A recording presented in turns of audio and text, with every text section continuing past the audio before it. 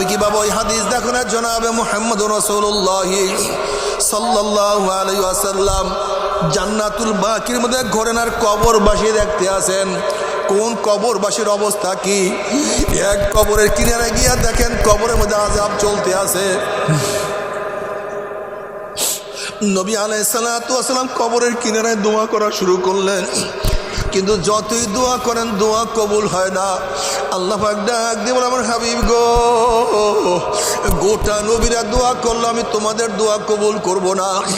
নবী আলাইহিস সালাতু ওয়াস সালাম বলেন, মাওলা কেন আমাদের দোয়া কবুল করবা না? আল্লাহ পাক বলেন, যতক্ষণ পর্যন্ত কবরবাসীর মা তাকে মাফ না করবে ততক্ষণ পর্যন্ত আমি তোমাদের দোয়া কবুল করব না। হে আমার যুবক বাবারা, মুরব্বী বাবারা, যারা বাপ মার সাথে বেয়াদবি করো খবরদার, বাপ মা না মাফ করলে উপায় হবে না। যারা বাপ মার সাথে বেয়াদবি করছো আজকে রাত্রে গিয়েই তাদের পাও জড়াইয়া ধরবা, তাদের পাও জড়াইয়া কান্নাকাটি করবা, মা ও আমার বাবা, যতক্ষণে মাফ না করবেন পাও ছাড়বো না। ওয়াদা করলাম আর কোনোদিন বেয়াদবি করবো না। আল্লাহ তুমি মাফ করিয়া দিও।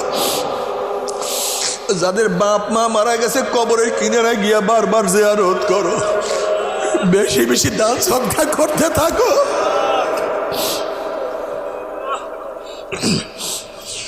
নবী আলাইহিস সালাতু ওয়াস সালাম বলেন, কবরবাসীর মা কে আসো, জলদি আসো, তোমার ছেলের আযাব চলতে আছে। এক বৃদ্ধা মহিলা কবরের কিনারে হাজির হয়ে গেছে। নবী আলাইহিস সালাতু ওয়াস সালাম বলেন, তোমার ছেলের আযাব হইতে আছে, তুমি তোমার ছেলেকে মাফ করিয়া দাও। মহিলা বলতেছে, আমার ছেলের আযাব চলতেছে, আমি মাওলার শুকরিয়া আদায় করতে আছি। নবী আলাইহিস সালাতু ওয়াস সালাম বলেন, আবার কেমন কথা, তোমার ছেলের আযাব চলতে তুমি শুকরিয়া আদায় করতে আসো? তখন মহিলা বলছে, ইয়া নবী আল্লাহ, ইয়া রাসূলুল্লাহ, ঘটনা শোনেন। এই বাচ্চা যখন আমার গর্ভের মধ্যে ছিল তার বাবা দুনিয়ার থেকে বিদায় হয়ে গেছে। সে জন্ম হওয়ার পরে তার চেহারার দিকে আমি তাকাইয়া রয়েছি। সে আস্তে আস্তে বড় হয় তার চেহারার দিকে তাকাইয়া থাকে।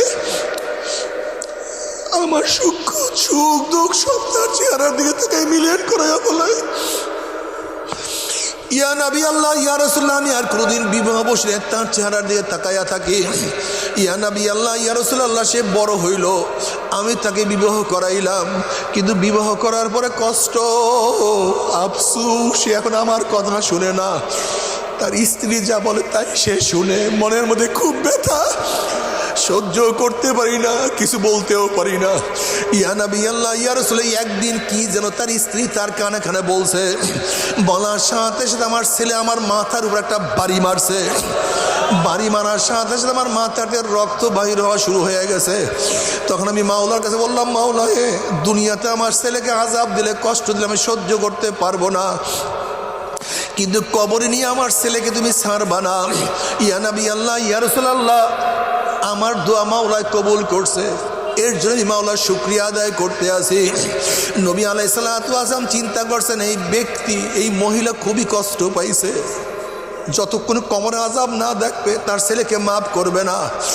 মাওলার কাছে বললাম, মাওলা হে, যতক্ষণ পর্যন্ত মহিলা তার কবর আযাব না দেখবে ততক্ষণ পর্যন্ত তাকে মাফ করবে না, তুমি তাকে একটু কবরে আযাব দেখাইয়া দাও।